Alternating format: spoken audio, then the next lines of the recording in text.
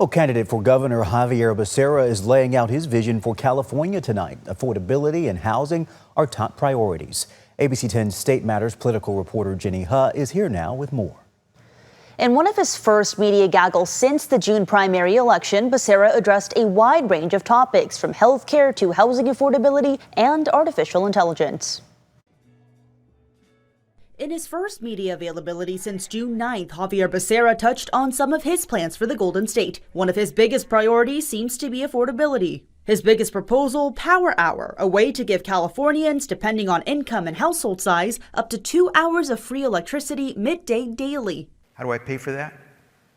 Well, it just so happens that today we produce so much solar energy, electricity, that oftentimes in the afternoon, we can't make use of all of it. The Becerra campaign says a family of 4 earning less than $82,500 a year, for instance, would be eligible. On the state's climate goals, such as to phase out the sale of gas-powered cars by 2035, Becerra says California could maintain its timeline with proper investment. Can you afford to go with where I want you to go as we transition?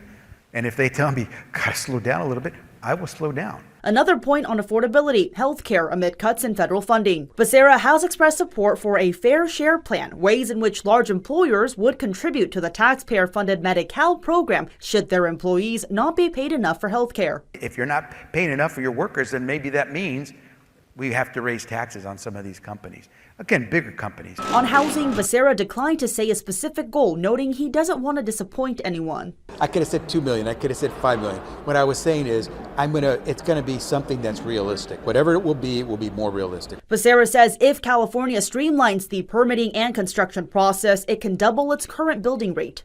And people expect to know what their leaders will do.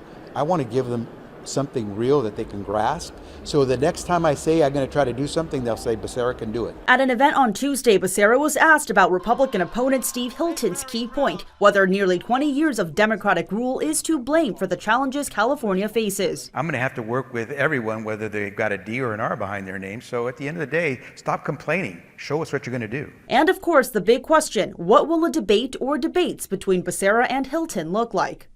We will debate and we will get out there. Well, at least I know I'm going to get out there and talk to California voters and the people. I will go everywhere I can.